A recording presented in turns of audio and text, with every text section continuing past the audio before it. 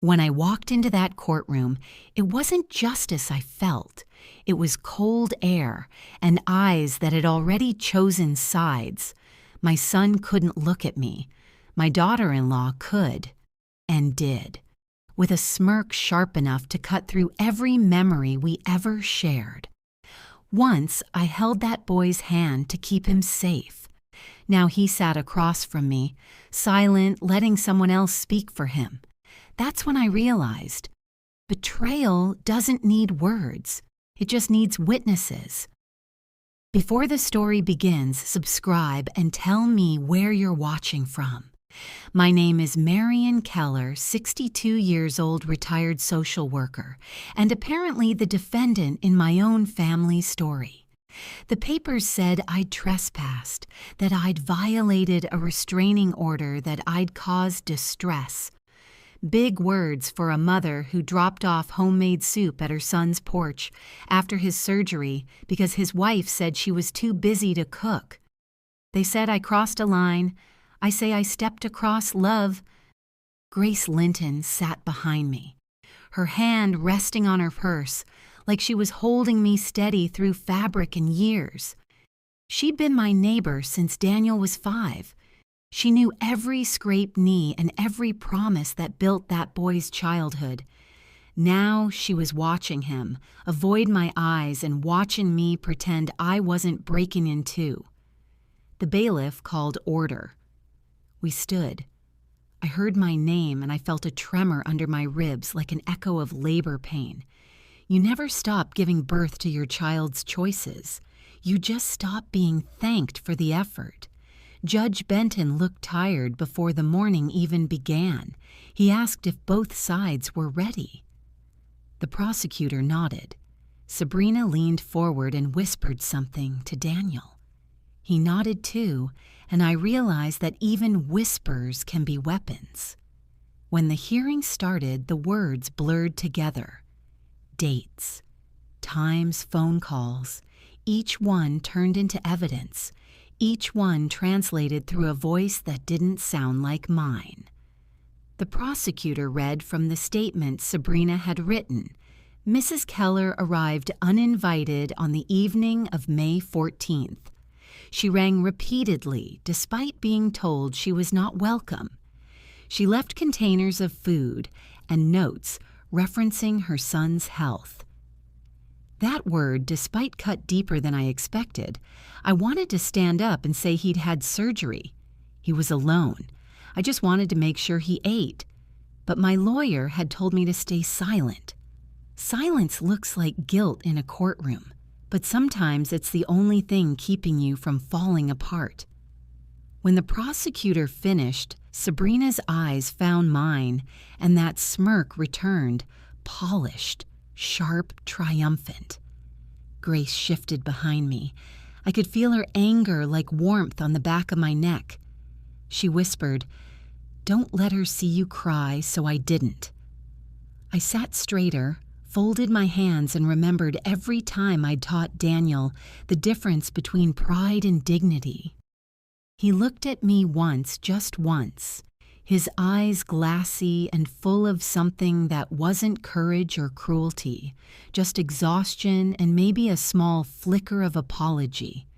But he looked away before it could turn into anything living. When it was my lawyer's turn, he spoke softly, like a man who knows justice and mercy don't always share a table. He said, "Mrs. Keller has no prior record. She has spent her life in social work. She has been her son's primary caregiver through illness and recovery. Her only crime is loving in the wrong jurisdiction." The courtroom chuckled quietly. Even the judge's mouth twitched, but Sabrina's jaw locked, and I knew that was the first point scored in a battle. I never asked to fight. When we left for recess, Grace handed me a tissue, not for tears, for sweat nerves, evidence of being human. She said, "I saw how she looked at you," and I said, "I saw how he didn't." We walked outside for air. The courthouse steps were wide and unforgiving. Grace said, "Remember when he was 16, and you caught him sneaking out. You didn't yell. You just waited by the door until he came home. That's what you're doing now, she said. Waiting by the door, I said. The difference is, back then he wanted to come home. We sat on the stone wall outside birds, hopping between patches of sunlight, like even they didn't want to choose sides. I told her about the weeks leading up to this mess, how Sabrina had started cutting me out of family dinners, how texts went unanswered, how photos of my granddaughter stopped showing up in my messages, how the word boundary had started to replace the word family. I said I thought boundaries were supposed to protect love, not isolate it. Grace nodded, then she said, maybe for some people isolation feels safer than gratitude. When we went back in, the judge asked if I had anything to say. My lawyer shook his head slightly, but I stood anyway. I said, Your Honor, I know what the papers say, but I also know what happened. I brought soup. I left it on the porch. I didn't ring after she asked me not to. I left because I thought doing the right thing quietly still counted as love. The judge looked at me, then at Sabrina, then at Daniel, and said, This is a family matter dressed in legal clothing. I'm not sure any ruling will fit. He postponed the decision until the following week, said he wanted to review everything carefully. The gavel came down, the sound echoed like a door closing in a hallway that used to lead home. Outside, Sabrina walked past me without a glance. Her perfume followed, expensive synthetic victory. Scented Daniel lingered, his lips parted like maybe he'd say something. But then she called his name and he went. Grace exhaled. You did good, she said. I said I didn't come here to win. I came here to remember who I was before they rewrote me. That night I couldn't sleep. The house was too quiet, even the clock ticked, like it was ashamed of moving forward. I made tea. I didn't drink. I walked past Daniel's old room, still blue, still too neat, like it was waiting for a version of him that no longer exists. On the desk sat a photo, him at 6, grinning, gap-toothed arms around a soccer trophy. I picked it up, dusted it off, and whispered, I hope you find your way back to the person who earned this smile. The next morning I called Grace. She said the judge's delay means something. He saw what we saw. I said maybe, or maybe he just needs time to pretend. Fairness still lives in that room. Before we hung up, she said, Promise me you won't give up. I said I won't, but I didn't tell her what I'd written in my notebook last night. 3 words if love fails, because deep down I was starting to wonder what happens when a mother realizes love is the only law she's ever truly believed in, and even that one gets overturned. The morning after the hearing, the rain began before dawn. Thin, steady rain that didn't soak the ground but made it sigh.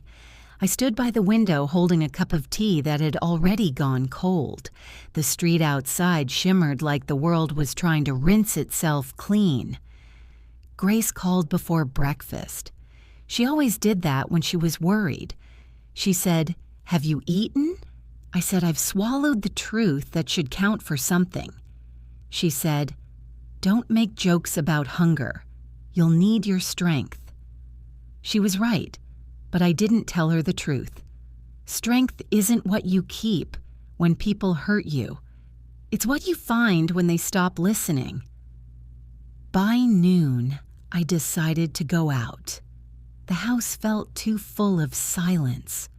I walked to the market and every aisle looked like memory tomatoes.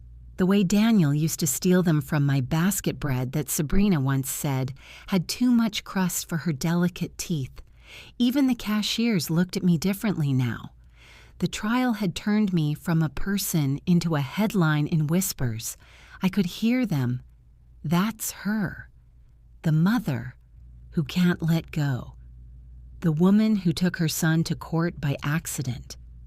On the way home, I passed their house. Daniel's car wasn't there. Hers was silver, perfect, smug in its cleanliness. I stood across the street and looked at the windows curtains closed. I thought about all the times I used to ring that doorbell and hear his footsteps coming to let me in. Now those same footsteps probably froze whenever my name appeared on his phone. I didn't cross the street, not this time, but I wanted to. When I got home, the mail was waiting. A brown envelope from the court inside were the copies of statements mine, hers, and his. The paper smelled like bureaucracy and betrayal. I read them anyway. Her statement was polished, full of legal rhythm and selective memory. She said I had a history of intrusion, that I had difficulty respecting boundaries, that Daniel feared emotional manipulation disguised as care. Each sentence felt like a blade dipped in courtesy. Then I read his short, neat, detached. He said, "My mother means well, but she often ignores my wishes. I need space to establish independence within my marriage. He didn't write, 'I love her.' He didn't write, 'I hate her.' He wrote the truth that hurts the most, nothing at all." I sat at my kitchen table with those papers spread like a map of a country I no longer belonged to, and I wondered when love had started, needing witnesses and signatures. By evening, the rain had stopped, but the ache hadn't. I decided to walk again, not toward his house, toward the park where we used to sit when he was small, where he once said, "Mom, if I get lost, will you find me?" And I said, always now, I wasn't sure which one of us had wandered off first. A woman on the next bench asked if I was all right. I said, "I'm fine," because that's what we say when the truth is too complicated for strangers. When I got home, the phone was ringing Sabrina's number. I almost didn't answer, but I did. Her voice was syrup over a knife. "Marion," she said, "I think it would be best if you stopped contacting Daniel until the case is over. He needs to focus, and I don't think your involvement helps." I said, "I raised that boy. I don't need permission to love him." She said, "You need boundaries." I said, "You need manners." She laughed. That laugh was the sound of someone who enjoys having the moral high ground even when the floor is made of lies. She said, "You know, he's happier now. He told me you always made him feel small." I said, "I taught him humility, not fear." She said, "Call it what you want. He calls it control." The line went quiet after that, and I realized I was shaking. Not from anger, from grief that had finally found its voice. I put the phone down and stared at the wall where his graduation photo still hung.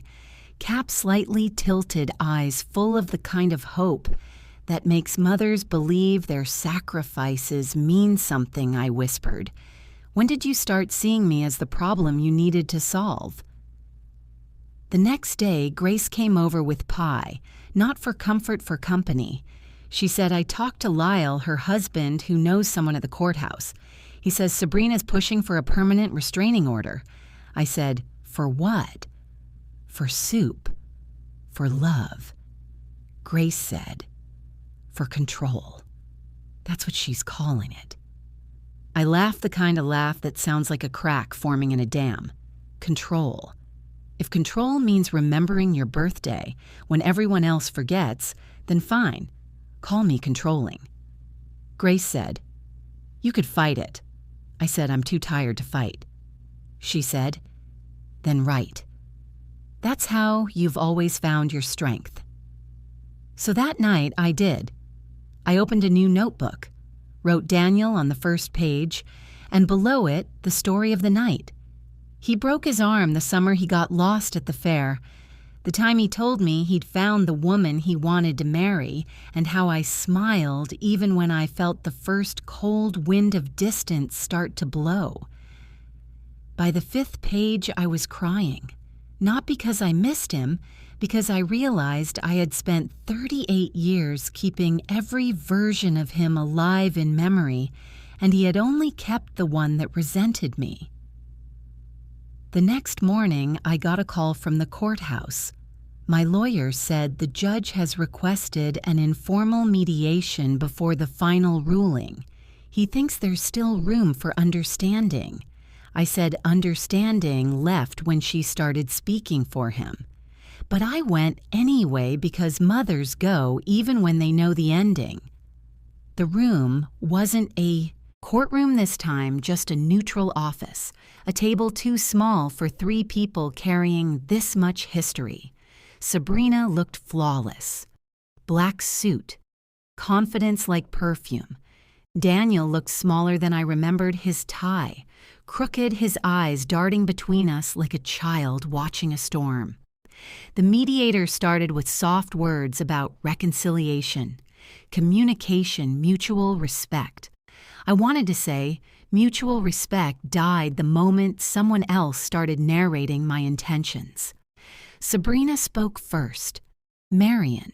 She said, "You need to understand that Daniel and I are building our own life. We appreciate everything you've done, but your constant involvement makes it impossible for us to move forward." I said, "Constant involvement? You mean calling once a week? You mean showing up when he was in the hospital? You mean being a mother?" She said, "You don't know how to stop. You insert yourself into every problem. You make everything about you." Daniel shifted his mouth, opened, then closed again. I said, "Go ahead, say it if you believe it." He said, "Mom, I just want peace." I said, "Peace is what you get after war, Daniel, not instead of it." The mediator cleared his throat, suggested we focus on the future. Sabrina said, "The future doesn't include manipulation." I said the future shouldn't include lies either. He said, "Enough." The word cracked the air. It was the first time I'd heard him raise his voice since he was 16, and somehow it still sounded like my fault. He said, "This has to stop. I can't keep being the rope in a tug of war between you two." I said, "Then stop letting her pull you." Sabrina stood. "That's it," she said. "This is why we can't talk to you. You twist everything into martyrdom." I stood too. Maybe because standing is what you do when you refuse to be buried alive by someone else's version of you. I said, "You took my son from me, and you call it marriage." She said, "I gave him freedom." I said, "You gave him permission to forget who he was." Daniel shouted, "Enough" again, but this time he wasn't angry. He was crying. He said, "Stop, both of you, please." He sat down, buried his face in his hands, and whispered, "I just wanted a normal life." I looked at him and realized he didn't even know what normal meant anymore, not the way I'd raised him to see kindness as currency, truth as shelter. The mediator ended the session early, said, "We'll reconvene in a week after everyone has had time to reflect." When we left, Sabrina brushed past me. Her shoulder hit mine on purpose. She said quietly, "You can't win this. He's finally choosing me." I said, "He's not choosing you. He's choosing silence, and one day he'll realize they're not the same." Outside the building, Grace was waiting in her car. She said, "You look like someone who's been hollowed out." I said, "Maybe that's how the light gets in." At home, I sat in the dark for a long time. Then I went to the closet, pulled out an old box of letters, the ones Daniel wrote from college, the ones that started with Mom and ended with love. "You always," I read every one. And by the time I reached the last, I knew what I had to do. I would not fight her in court. I would not beg him to remember. I would write him a letter instead. One last piece of truth before the gavel fell. It took me all night. When I finished, my hand ached, but my heart was steady. I sealed the envelope and wrote his name. Not Daniel Keller, Not son, just Daniel, because he needed to see who I was without the title too. In the morning, I placed it in his mailbox myself. Then I walked away without looking back. That was the first time in months I felt like the ground under me belonged to me again. 3 days passed before I heard from Daniel.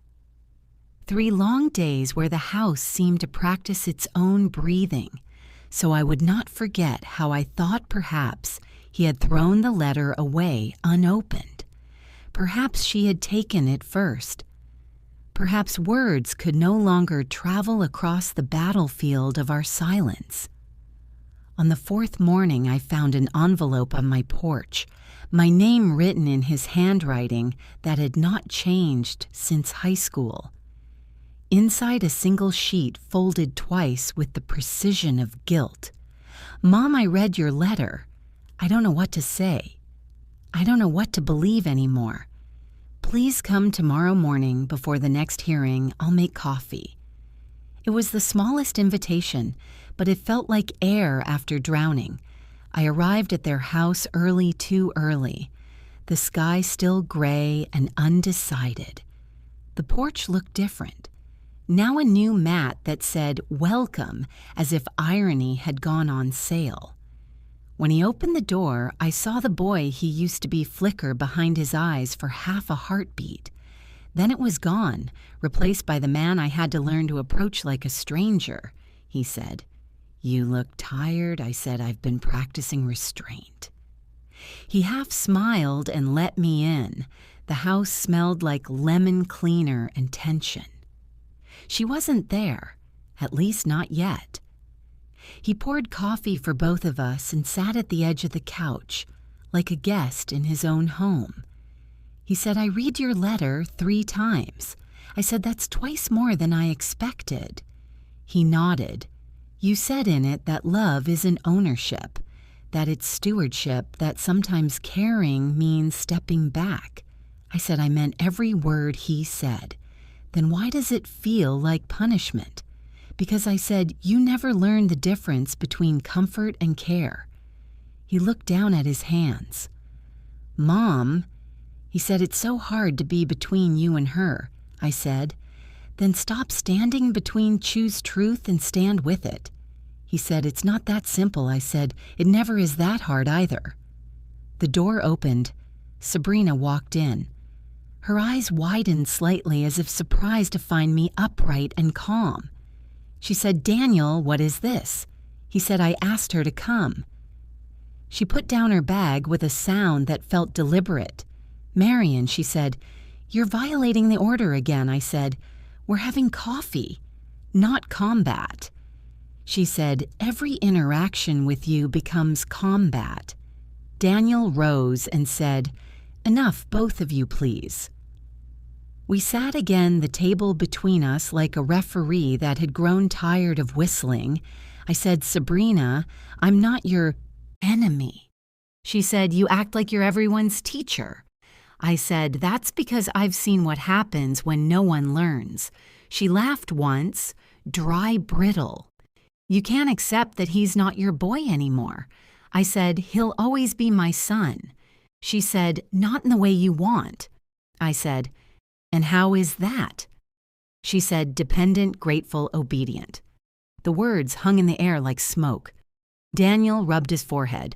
"Stop, please. I can't keep doing this." I stood. "You won't have to. I came to end this, not to prolong it."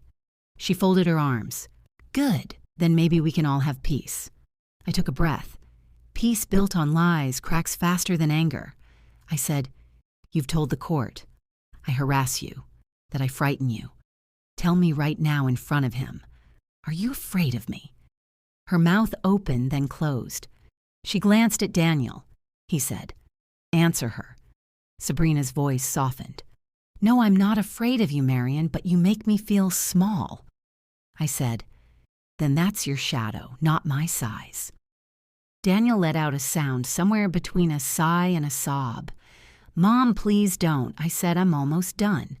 I reached into my bag and took out another envelope. I said, This is for you. Inside is the deed to the cabin at Black Ridge. Your father and I bought it years ago for retirement. I signed it over to you last week." He blinked. "What? Why?" "Because I wanted you to know that I am letting go of everything you think ties you down. You keep saying, I hold you back. Consider yourself unheld." Sabrina's eyes widened. "Is this some trick?" I said. "It's closure. Real closure. Not the courtroom kind." She stared at me as if searching for the catch. Daniel looked lost. "Mom, you don't have to do this." I said I do because if I don't, you'll spend the rest of your life confusing boundaries with rejection. I turned to leave. Sabrina said, "Wait." "Why now?" I stopped at the doorway. "Because I finally realized that winning isn't proving you were wrong about me. It's proving I was right about myself." Outside, the sky had finally chosen rain again. I walked to my car, and for the first time in months, my hands didn't shake when I turned the key. The next day was the hearing. I dressed in gray, neutral as truth. Grace met me at the courthouse steps. She said, "You look lighter." I said I gave away a cabin and kept my soul. She squeezed my arm. "That's a fair trade." Inside the courtroom, Sabrina and Daniel were already seated. She looked uneasy. He looked unreadable. Judge Benton took his place and said, "Before we begin, I want to acknowledge that sometimes the law steps into spaces where it doesn't belong." He reviewed the papers, the statements, and then the new documents from my lawyer, the deed transfer, and a letter of voluntary distance. He looked up. "Mrs. Keller, you are withdrawing all contact voluntarily until further notice." I said, "Yes, Your Honor." He said, "And you understand this means no further appeals or motions regarding visitation." I said, "I understand." He nodded. "Then this matter is closed." Sabrina let out a breath she'd been holding since her wedding day. Daniel's shoulders dropped like a structure losing scaffolding. Grace touched my back as we stood. "It's over," she whispered. I said, "Not yet, but soon." Outside on the steps, Daniel called after me. "Mom, wait." I turned. He ran down the stairs, rain already flattening his hair. He said, "Why did you do that?" I said, "Because love shouldn't need permission slips." He said, "You didn't even defend yourself." I said, "I didn't need to. Truth defends itself eventually." He shook his head. "I don't understand you." I smiled. "That's the first honest thing you've said in months." He looked at the paper in his hand, the deed, the signature that proved my surrender. He said, "What do you want from me?" I said, "Nothing, and that's the gift." Sabrina appeared at the door, calling his name. He looked back at her, then at me. The choice was visible, almost heavy enough to hear. For a moment, I thought he might come down the last few steps, but he didn't. He just said quietly, "Thank you," and walked away, Grace said. "That sounded like goodbye," I said. "No, that sounded like beginning for both of us." That evening, I drove to the lake instead of home. The cabin sat quiet, lights still working, ghosts still polite. I unlocked the door, sat on the porch, and watched rain blur the line between water and sky. I whispered into the air that used to hold his laughter. Be safe, be kind, be free. My phone buzzed once, a message from an unknown number. It was a photo. The cabin porch, taken from the driveway, a caption. "We'll take care of it." I stared at it until the screen dimmed, and for the first time in a year, the tears came without shame, because sometimes losing the argument is the only way to win back yourself. When I finally drove home, the wipers kept rhythm with my heartbeat. Grace called to check in. She said, "How does it feel?" I said, "Like debt paid in full." At the next intersection, a red light held me still long enough to see my reflection in the glass. A woman older than yesterday, lighter than grief, truer than rumor, and behind her nothing, just space. Finally mine. A week after the gavel fell, the sky remembered blue again. Light entered, like it knew the route by heart. The kitchen floor gathered it in quiet squares. No lawyers, no whispers, only kettle breath and the clock that never stopped for any of us. Grace arrived with pears and a glance that checked soul temperature without asking permission. "You look steadier," she said. I said, "I have stopped arguing with rooms that cannot love me back." She nodded like a good nurse marking progress without fanfare. "Have you heard from him?" "Not since the courthouse steps," I said. "Only that postcard about the cabin." Grace set the pears in a bowl as if she were returning planets to their orbits. "Then let us count that as a small gravity," she said. We walked the block past mailboxes that store apologies until they rot into junk, past the cedar where swallows stitched a nest during months when I was too busy begging strangers to understand my heart. When evening unfolded, I opened the ledger for the last time. Under enough, I wrote 3 plain lines: case closed, deed delivered, distance chosen. The page looked like a field after harvest, not dramatic, clean waiting for weather, not explanation. I closed the book and put it beside the photo of Daniel at 6, holding a plastic trophy like destiny. I let a little dust stay there on purpose. Some records need earth to keep them honest. I said yes to small invitations. The library hosted a talk on shorebirds, and a man with a voice like patient water taught us how to tell a turn from a promise.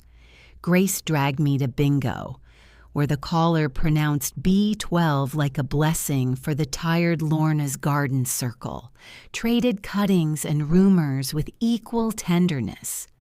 People still looked at me like I was a headline that had learned manners I let them. Curiosity is a tax for living without disguise. On a Tuesday, the doorbell rang with a sound older than paper. Some bells are tuned to one person and they ring the ribs before they ring the house. I opened the door. Daniel stood alone, no suit, no shield rain freckles across his glasses, a paper bag cradled like ceasefire soup. He said the good deli. I remembered the porch, the word trespass thrown over a bowl of care like a net. "Thank you," I said. "Come in if you like." He crossed the threshold like the floor might tilt under him. He touched the old piano with 2 fingers, lifted the lake seashell and set it back like something that could break a second time. "This house knows me," he said. "Yes." I said, "Do you?" He smiled without winning anything. "I am trying." We sat at the table the way we had when algebra mocked him and courage refused to volunteer. We ate in the ceremony of spoons. He spoke about work in steady sentences that did not audition for applause. He did not speak her name. I did not ask. Sometimes absence keeps peace better than language. When he stood to leave, he hovered the way little boys hover when they want a second story. "I am not ready to be your son." "The way I was," he said. I said, "I am practicing being your witness." He nodded, hugged like a man who remembers that tenderness is not evidence against him. Then the door closed without sounding like a verdict. The next day, Sabrina texted, "For clarity, all contact should go through." "Daniel," I replied. "Understood." Not surrender a clean desk. Life settled at human speed. I planted basil and dill, forgot the basil twice, and it forgave me both times. I volunteered at the shelter where people schedule second chances as if they were appointments rather than miracles. Nights cooled, and I opened the window without asking the past for permission. Sometimes the courthouse crept into dreams, wearing the face of my elementary school. I woke and told the ghost bell it was not for me anymore. 2 weeks later, a postcard arrived from Blackridge, the lake blue as a promise that does not require witnesses. On the back, we fixed the porch step. The view is still yours if you want to borrow it, sometimes signed D, no plural, no instructions. I pinned it to the fridge with a swallow magnet. Some treaties need feathers, not stamps. At the flea market, Grace haggled with joy, and I bought a thin book of poems about water that refuses to hurry.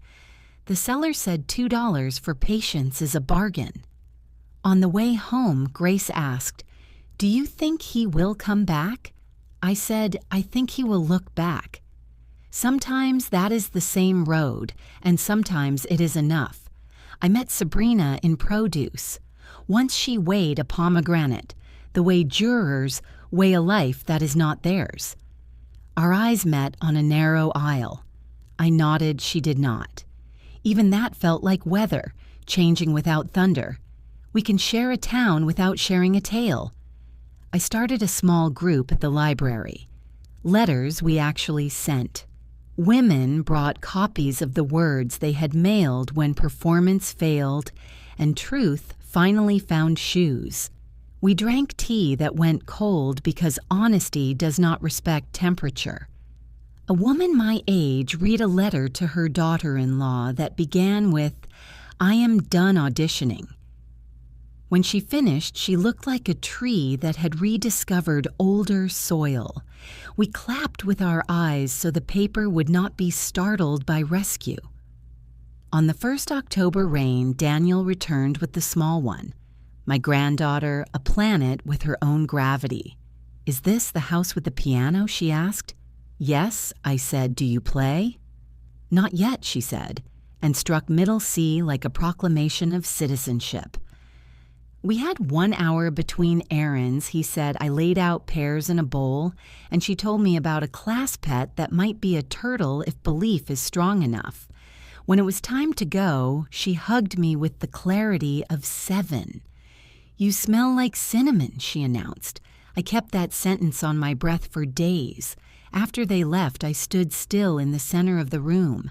I did not cry. I did not pray. I said aloud, "Thank you for small doors opening without locks." No answer came.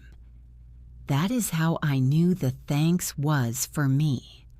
A letter from the court arrived, confirming the file marked inactive.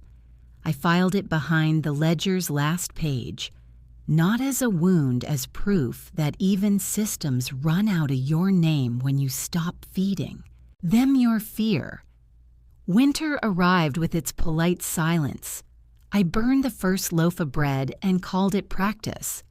I returned the cabin key at a diner with vinyl seats that squeaked like confessions, changing chairs. I set the key between the salt and the sugar. "I trust you," I said. "Are you sure?" he asked. "Trust is not certainty." I said it is a practice. He slid the key into his wallet like a photograph and said, "I am not ready to say sorry. The way you deserve, I am ready to stop letting anyone speak for me." That is better than apology. I said, "We split pie," he paid. I let him. I visited a hearing to sit in the last row for a young mother trying to keep custody of her own voice. She won a postponement, small legal mercy that lets the lungs refill. Outside, she thanked me as if I had helped. "You were the only person who looked at me." She said I put her name on a sticky note by the kettle so I would remember to hold a good thought every time water boiled. A package appeared on my porch. No knock. Inside, a framed photograph of the little one on the cabin steps, her grin louder than the lake. On the back, a sentence in neat print.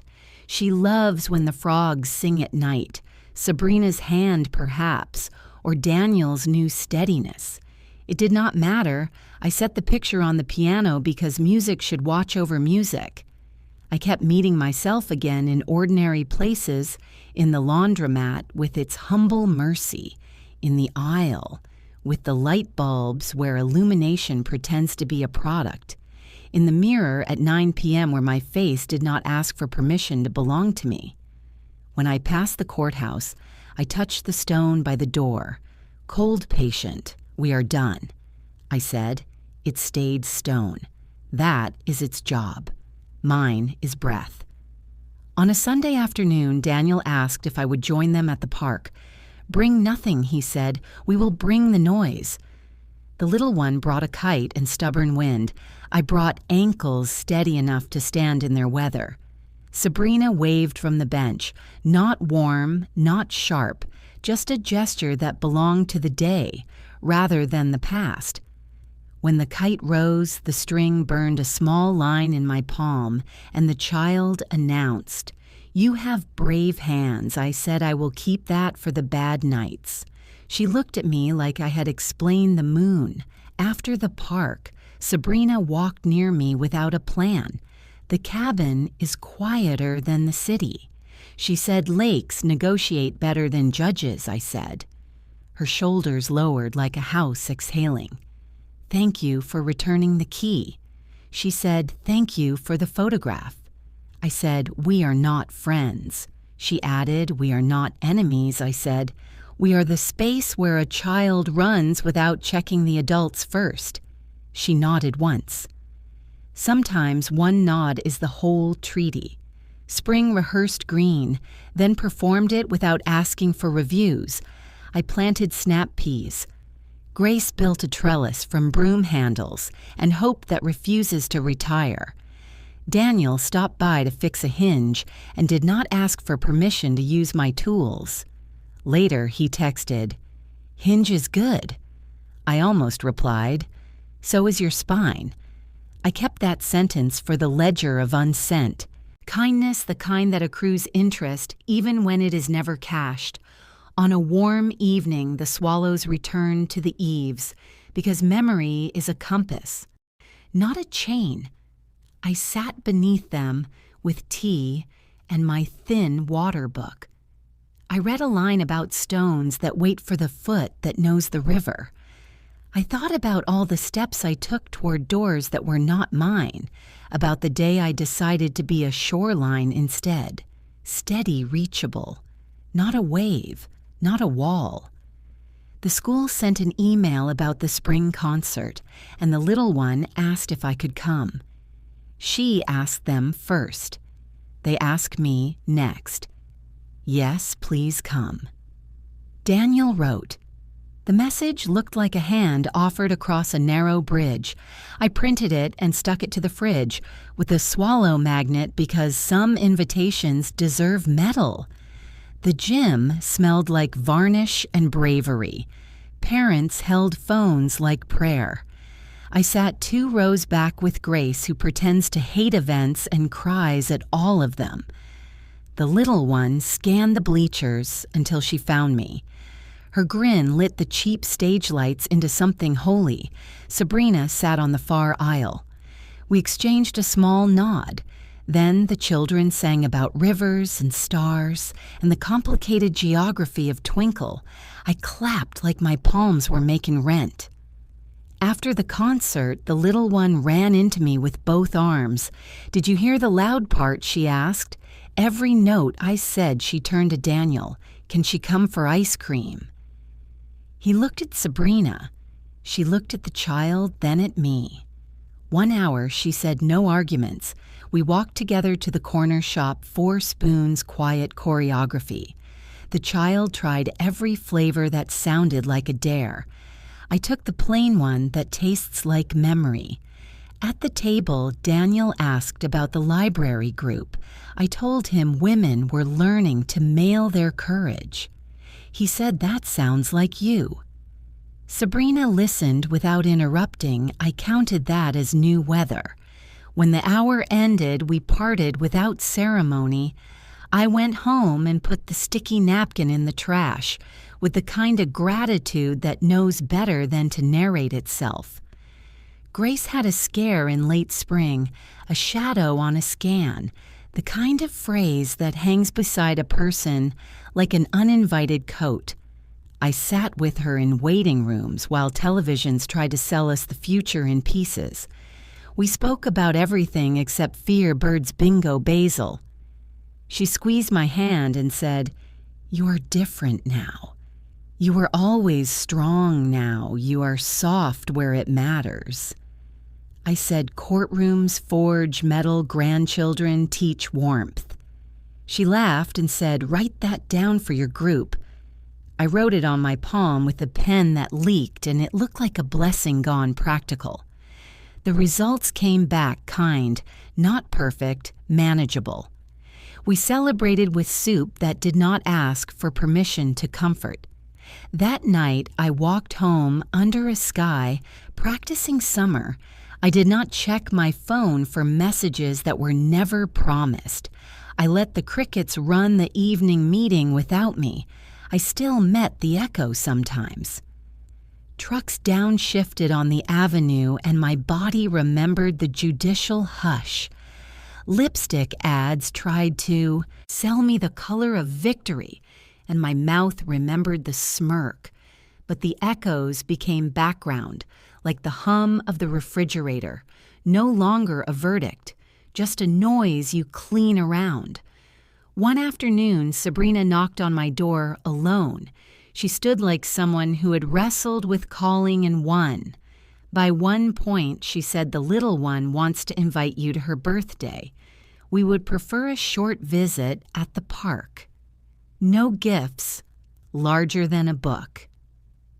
"Are you comfortable with that?" I said, "I am comfortable with most boundaries that protect childhood." She handed me a folded paper with time and place.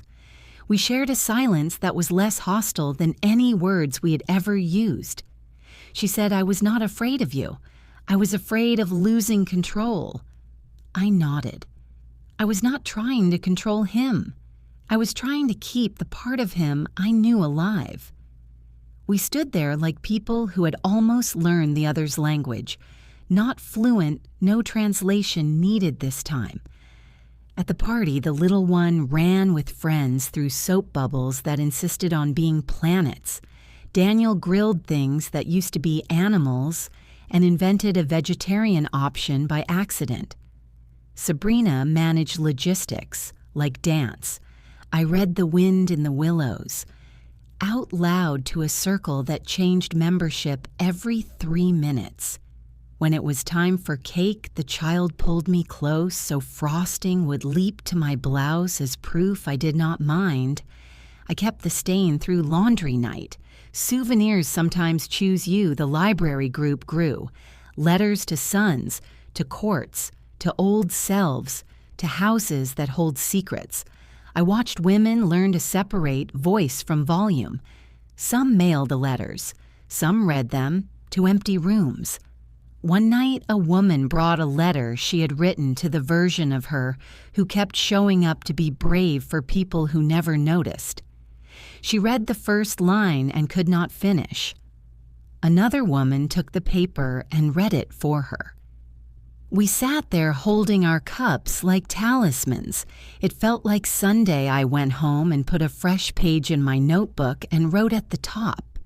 What I owe under it, I listed rent, light dill water, and an hour of attention to the child whenever invited. I paid the list before midnight and slept without interest. The cabin postcard faded on the fridge. I asked Daniel if they had been lately. He said every other weekend when the frogs remember their choir. He sent a short video of the child on the steps, bare feet, marsh light ajar, that might someday invite a firefly. No commentary. I watched it twice and put the phone down like a relic I refused to worship. I walked to the sink and washed one cup and then another. Mothers without altars keep their hands busy. On a humid day, the hinge he fixed began to complain again. I texted, "The hinge misses your attention." He arrived with the small one and a tool bag with more confidence than most people. While he worked, she organized my spice drawer by ideas. Warm green. Winter. I asked if she would like to label them, and she invented symbols: 3 dots for warm, a leaf for green, a door for winter. When they left, the kitchen smelled like a committee that had finally agreed on something true. Late summer brought cicadas and complicated sunsets. I drove to the lake alone and walked the shore without rehearsing any speeches. I watched a heron conduct the shallows. I threw a flat stone and it skipped twice, then sank like a decision that does not need applause. I said out loud, "Witness me choosing my life. No answer, that is how water agrees." There was a stumble in early fall, a text from Daniel with too many words and not enough breath. "I think we moved too fast," he wrote. "She wants space. I do not know what I want." I did not answer immediately. I made tea. I looked at the swallows. I remembered the ledger. Then I wrote, "I am your mother and not your map. I can listen, I cannot steer." He replied, "Come for coffee tomorrow." No speeches, I wrote, no rescue. We sat at his kitchen table. He talked while the clock forgot to be a weapon. He did not ask what to do. I did not tell him. When I left, he said, "Thank you for the quiet." I said, "Thank you for not hiring me to fix what is not mine." The first cold night, I found a paper bag on my porch, inside soup from the good deli, a note in small handwriting for days when light leaves early. I warmed the soup and ate it in silence. That did not accuse me. I washed the bowl, I wrote in my notebook. This is what repair looks like. No speeches, no audience, just spoons, winter rehearsed. The little one came over to practice her concert piece on my old piano. She missed notes with courage. I told her about how sound learns the room and the room learns the sound. She said, "Does the room remember?" I said, "Yes." She said, "Do you?" I said, "Yes." She smiled like a teacher who approves of the answer. On a snow-bright morning, Sabrina sent a message. "We are trying again, but slower. The cabin is helping. Thank you for not pushing." I stared at the text and imagined her at the kitchen window watching a small person argue with a scarf. I wrote back, "Thank you for letting the child keep all her parents." She sent a single check mark. Sometimes one mark is the whole language. I walked to the courthouse on purpose not to enter, to touch the stone by the door and say to it, "We are done." Then I stood across the street and watched people hurry in with folders held like shields. I wanted to bless every one of them with pears and patience. I settled for wishing them a judge who remembers exhaustion is not wisdom. Grace's scan stayed kind, and she threw a small party where we toasted her cells like diplomats. Lorna's basil finally surrendered to frost, and we called it a noble retreat. The library group wrote holiday letters to no one, to people who never heard them. We read them aloud and then folded them into paper birds. The birds were crooked. They flew anyway. On New Year's morning, I opened a new notebook, not a ledger, a diary for days that no longer need defense. Page 1. I am a mother, and I am also a woman. I live both truths without permission. I underline the sentence with the kind of certainty that does not need to. Raise its voice. Spring again, the swallows return to the eaves. Daniel returned to the habit of knocking twice. The child returned to Middle C as if it were home.